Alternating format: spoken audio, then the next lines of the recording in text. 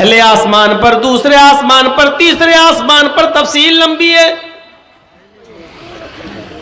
अल्लाह के नबी सल्लल्लाहु अलैहि वसल्लम फरमाते हैं कि इस मरहले में मेरे सामने कई चीजें पेश भी की गई। जिब्रील ने मेरे सामने दूध का प्याला पेश किया और पानी का प्याला पेश किया, दूध का प्याला पेश किया और शराब का प्याला पेश किया। दोनों चीजें मेरे सामने आई।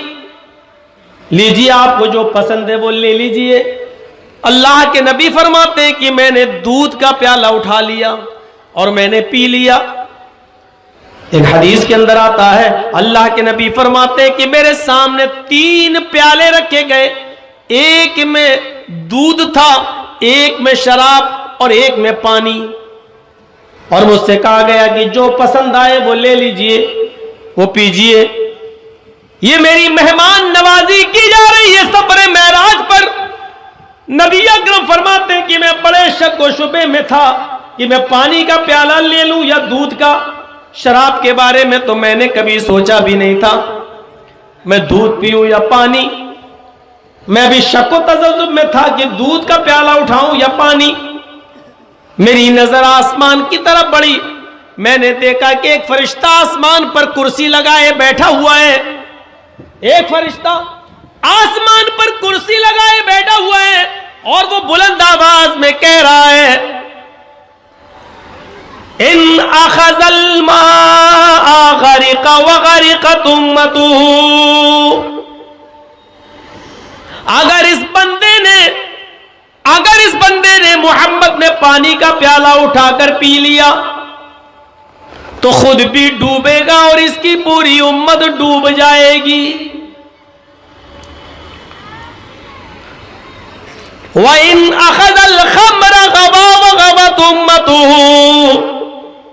और अगर इसने शराब का प्याला उठाकर पी लिया तो ये खुद भी बहक जाएगा और इसकी पूरी की पूरी उम्मत बहक जाएगी। ये खुद भी गुमराह हो जाएगा और इसकी पूरी की पूरी उम्मत गुमराह हो जाएगी। व इन अखज़ल लबना हुदिया बहुदियत उम्मतुहु। और अगर इसने दूध का प्याला उठाकर पी लिया तो ये भी हिदायत पा जाएगा और इसकी पूरी की पूरी उम्मत हिदायत पा जाएगी। इसकी पूरी की पूरी उम्मत को हिदायत मिल जाएगी। अल्लाह के नबी फरमाते हैं, जब उसके ये अल्फाज मेरे कानों में गए तो मैंने दूध का प्याला उठा लिया और उसको पी लिया और ये फितरत का तकाजा था। स्टेज आपका गिरेगा, महसूस हो रहा है। जब स्टेज पर जरूरत से ज्यादा लोग चढ़ जाएंगे तो स्टेज गिरेगा। ये सफर मेराज। खैर, मुझे इस तरफ नहीं, मुझे बताना यह था कि अश्वमा शुगमा रूहा, बिजली से भी ज्यादा तेज रफ्तार से वो चलेगा। बुर्राक बिजली से भी ज्यादा तेज रफ्तार से लेकर चली। ये उसी बुर्राक की तरफ इशारा है।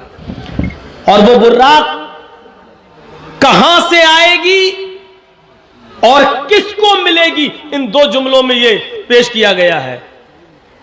देवदत्ते जगतपति। अश्वमा शुगमारूहा तो बता दिया, अश्वमा शुगमारूहा देवदत्ते जगतपति। देव महादेव,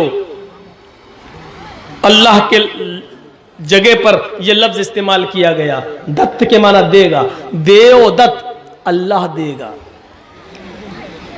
ईश्वर की तरफ से, अल्लाह की तरफ से ये बुर्राक, ये बिजली से ज्यादा तेज रफ्तार से चलने वाला जानवर लाया जाएगा। अल्लाह देगा। और किसके लिए आएगा? जगत पति। जगत मानी विश्व, वर्ल्ड, दुनिया, और पति मानी रक्षक, पति मानी मुहाफिज, जो पूरी दुनिया का मुहाफिज होगा, जो पूरी दुनिया के लिए रक्षक बनकर आएगा।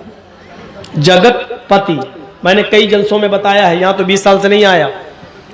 पति के माना दूल्हा नहीं होते हैं हर जगह, और अगर पति के माना हर जगह दूल्हा करने लगोगे तो खुद फंस जाओगे। राष्ट्रपति तर्जमा करो, क्या करोगे? अगर पति के माना दूल्हा के करते हो तो राष्ट्रपति क्या तर्जमा करोगे? राष्ट्र मानी, देशपति मानी, दूल्हा, पूरे देश का दूल्हा।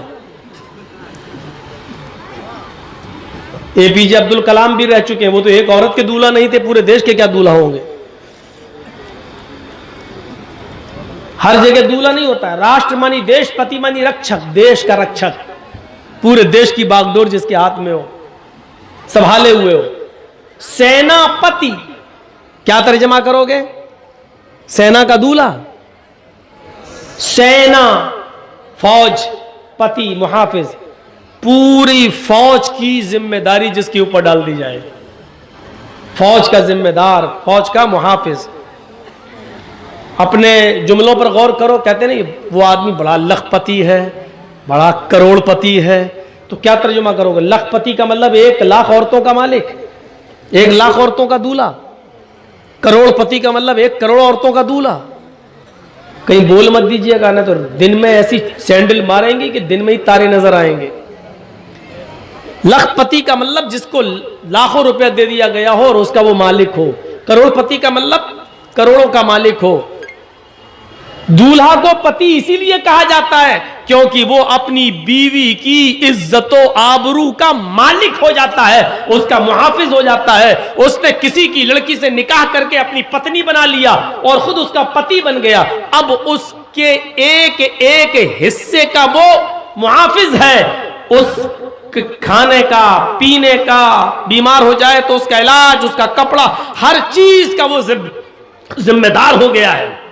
इसलिए कहा जाता है उसको पति, जिम्मेदार, जिम्मेदार। तो अल्लाह के रसूल के लिए क्या जुमला इस्तेमाल किया गया? जगत पति। वो पूरे विश्व के, पूरी दुनिया के जिम्मेदार होंगे, मालिक होंगे, मुहाफिज होंगे, रक्षक होंगे। और रक्षा, हिफाजत बगैर रहम के नहीं हो सकती है। अगर किसी इंसान के अंदर से रहम निकाल दिया जाए तो वो जालिम बन जाता है। और उसकी जीती जागती मिसाल आज आप देख रहे हैं, कुछ कहने की जरूरत नहीं है। हमारे ऊपर जो मुहाफिज बना दिया गया इस देश का, उसके अंदर से रहम निकाल दिया गया है। और जब रहम निकल गया तो वो किसी चीज की परवाह नहीं करेगा। वो अपनी बीवी की परवाह नहीं करेगा, अपने लोगों की परवाह नहीं करेगा, अपनी आवाम और अपनी रियाया में कौन कौन कहां मर रहा है उसकी परवाह नहीं करेगा। सारे सिस्टम और सारी पॉलिसीज और सारे डिपार्टमेंट्स तुम्हारे हाथ में, लेकिन इसके बावजूद लाल किले के बुलंदी और ऊंचाई पर तिरंगे का अपमान होकर दूसरा झंडा लहरा दिया जाए, ये शर्म की बात है, शर्म की बात है देश के जिम्मेदारों के लिए। इतनी एजेंसीज तुम्हारी क्या कर रही थी? कहां थी? पहुंच कैसे गया वो आदमी वहां तक? इसके पीछे कौन था वो तो छोड़िए, किसकी प्लानिंग थी वो छोड़िए। सबसे पहला सवाल यह है कि इतनी ऊंचाई पर वो आदमी अकेले वहां तक पहुंच कैसे गया? ये खुद एक सवाल अपने आप एक बहुत बड़ा सवाल है। तो रहम निकाल दिया जाए तो वो ये नहीं देखता कि कौन सी चीज बर्बाद हो रही है। आज रेल हमारी नहीं रही, स्टेशन हमारे नहीं रहे, एयरपोर्ट हमारे नहीं रहे, यहां तक कि LIC भी अब उसमें भी दूसरों का हाथ चला गया है। ये सारी चीजें मेरे भाइयों, वो सब ये जलसा है दीनी और इसका उससे कोई ताल्लुक नहीं है। लेकिन एक चीज बताई जाती है कि जब रहम निकाल लिया जाए किसी के दिल से तो फिर वो उस संस्था को, उस कौम को, उस समाज को बर्बाद कर देता है, क्योंकि रहम निकाल दिया गया है। इसीलिए रहम का होना बहुत जरूरी है किसी चीज की हिफाजत के लिए। इस देश, पूरी दुनिया की हिफाजत के लिए किसी ऐसे इंसान का आना जरूरी था जिसके दिल में रहम हो। इसीलिए अल्लाह ताला ने मोहम्मद रसूलुल्लाह को रहमतुल लिल आलमीन बनाकर भेजा।